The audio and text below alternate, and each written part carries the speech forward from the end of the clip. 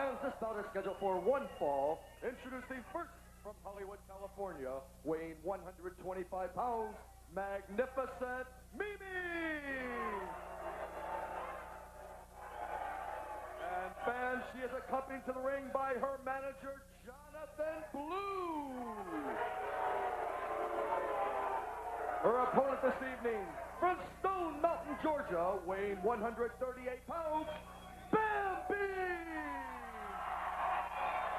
There she is, Bambi, the Georgia country girl. And I tell you something, the fans really do love Bambi. You know, this is the third match we've seen between these two. The first one only lasted 6 seconds. There was a lot of controversy. The second one went quite a bit longer than that, and once again ended up in controversy as Brad Rennigan, the trainer for the LPWA. Wait a minute, Joe, out here. Right out on the floor. Already. Brother, Bambi taking it to Magnificent Mimi. Chops out on the floor, throws her back into the ring, nearly knocks the referee down. Bambi has decided she's going to waste no time. But I'll tell you what, Bambi, the nice, sweet, innocent young country girl, she is going to get a free trip to the big city, courtesy of the Magnificent Mimi, because, brother, she knows where all the hot spots are. Well, that may be so, but, you know, they say that you can take the country out of the girl out of the country, but you can't always take the country out of the girl. We'll see if after visiting the big city, as you call it, Bambi is any less country. My feeling is when this day is over, Bambi is going to have her hand raised in victory. I think the Magnificent Mimi is going to run Bambi through the separator and take all the country and all the fight out of her, because Mimi, I know for a fact, she knows where all the weak points on the girls are and all the weak points on the guys. All right, there you see, looking there at ringside, having a good time, is Dale Newman. And Dale, of course, is the general manager here of the Riverside. He is one of the most important men in Laughlin. And you know why I like him? Why? Because he banned Boogaloo Brown from this hotel for a month. Well, that's no good son of a gun. No, boy, I tell you what, I'm going to get right over there. Look at it. He's looking at Magnificent Mimi with lust in his eyes anyway. Well, I don't know about that, but I will tell you that Bambi is looking at her with hatred in her eyes. Now, what is this going to be? She's going to go, and there she goes. She's going for a Boston Crab. She's got Bambi really stretched out, and she's going down. She's walking over the ropes. Why is she doing this? And she's going over there so she can talk to Jonathan and say, look, Jonathan, what am I doing? She wants to get a little approval from her doting manager, her mentor, her trainer. Bambi right now is in bad shape. Now, Bambi is trying to power out of it. She does. Bambi is able to use the strength in those legs. And now Bambi, she's showing her some country justice, what we call country justice. But wait a minute, now look at Magnificent Mimi. Would have had the pin if it wasn't for the rope. You can't say that. I just did. Well, she would have had an opportunity for a pin, but they were in the ropes. They broke it up. Jonathan Blue out there yelling at the referee about what he's been allowing. I agree. I think the referee's been allowing these two a little bit of leeway, but maybe Wally Carbo has told the referee that in a match between these two, he's going to have to let them maybe wrestle a little bit more than normal and maybe even break the rules a little bit, because we've got to bring this feud to an end one way or another. Well, you know, there is history between these two, like you said earlier. And, of course, in their last encounter, Jonathan Blue took a licking from Bambi. She slapped him across the face, and it was totally uncalled for. And ever since then, Jonathan Blue has been aching. Wait a minute, Bambi with a count of two. Jonathan Blue has been aching for Mimi to get Bambi back in the ring so that Mimi can administer a shellacking to Bambi as punishment for having put her hands on Jonathan Blue in the past. Well, there you saw that reverse neck breaker, and now she's got her in a headlock. She's working on that neck. Obviously, she has decided the neck is the part of Bambi that she should go after. Look at beautiful moves, and just walks up her back. Boy, that's what you call walking all over somebody. And it goes right back to the headlock. And now Bambi trying to power out. And Bambi's done it. She's powered out, and now she's got that wrist. And look at what she's doing, bending that wrist all the way back. Mimi's going to have to go down to the mat. It's either that or give up on that arm, and Mimi wasn't ready to do that. So Mimi ends up on the mat. She kicks out. She's getting her shoulders off the mat, but look at her. You can tell she's in very much pain. Next week. Tell me, who is this person that's going to get a title match later on? Next week. That's what I'm saying. Next week. Later on next week. Susan Sexton will defend the LPWA World Heavyweight title. I don't know how this came about. I don't know how it happened, but Ashley Kennedy got Lady X the title shot. You're kidding.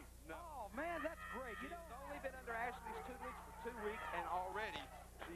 got a title shot against Susan Sexton next week. I understand that we will. You don't have to be under Ashley's tutelage very long.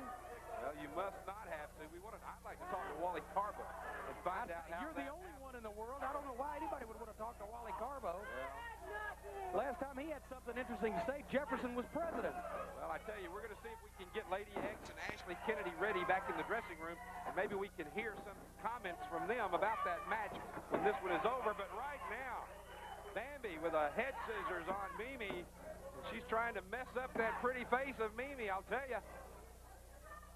Jonathan Blue trying to shout encouragement to Mimi, and Mimi's trapped in that head scissors there. You can see a good shot of him. Hold on, let me get my sunglasses. Well, it is quite a glare coming from there. I'll go along with that. Beautiful moves by both Mimi and Bambi. You know what is sad almost to me, Jim? What, your paycheck? What? The scientific match these two could have if Mimi would just wrestle by the rules. They're both excellent wrestlers. They're both good technicians. They could have a wonderful wrestling match if Mimi would just follow the rules. Of course they could. They could have a wonderful wrestling match. Might go 20 or 30 minutes, but if Mimi takes a few shortcuts here and there, she might win it in 10. And after all, they don't get paid by the hour. They get paid by the victory. Well, but I still think it could be a tremendous match. Oh, a beautiful move by Bambi. Unfortunately, too close to the ropes. Mimi went for the small package herself. Bambi blocked it, put her hand flat down on the mat, and then tucked Mimi under. Now, Mimi said, break the hold, referee. I'm in the ropes. Bambi reluctant to let go. Beautiful leg trip. She reached back and tripped Bambi. Break the hold, referee. I'm in the ropes, and then she turns around and takes it to her advantage. Well, if Bambi had broken the hold a little quicker, then Mimi would not have had the opportunity to do that. I'll give you that one. Look at this beautiful wrestling again by Mimi. I mean, we've got to admit that I tell you something, these two ladies can wrestle. And it's great, in my opinion, to see them in the ring wrestling. Let's just hope that it stays a wrestling match. I'm sure it will, as long as Magnificent Mimi is ahead, because after all, the object of the game, like I said, is to win, Joe. All right, Mimi realizes this. All right, Mimi now. Bambi's got her. What's she going to do with her? The boomerang. Oh!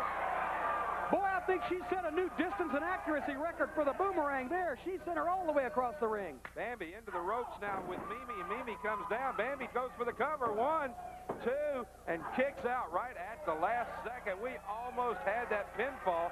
Bambi looking for revenge. She wants a clean pinfall over Mimi to prove that she can do it.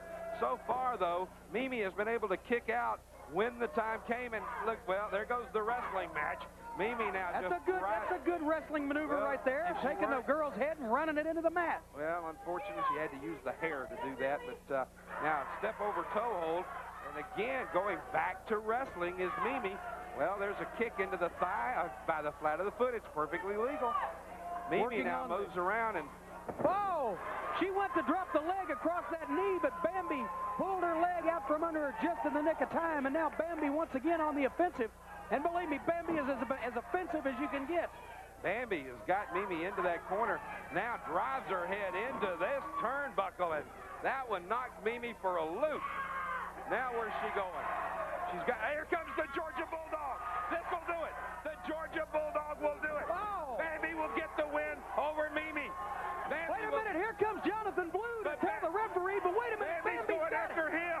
She's not afraid of him. She's fed up with what has happened with Jonathan Blue, but she better watch behind her. And sure enough, Mimi knocks her right into Jonathan Blue. Jonathan Blue came in to tell the referee that Bambi was breaking the rules, but now Mimi is taking matters into her own hands, and Mimi picks her up. They're going to pile driver. They're going to spike pile driver. Oh, my goodness. A spike pile driver on Bambi, and Bambi's neck is hurt. Mimi knew that the neck was the point to go after, and now Bambi is laying in the ring motionless. She is hurt. A spike pile driver right on the middle of that mat with the power of Jonathan Blue behind her. We better get some assistance in here for Bambi. Bambi's hurt. We had better get somebody in here. We've got Ashley Kennedy and Lady X standing by. Let's go and hear what they have to say, but we've got to get some help in the ring. Bambi is obviously hurt very bad. Let's go to this statement from Ashley Kennedy.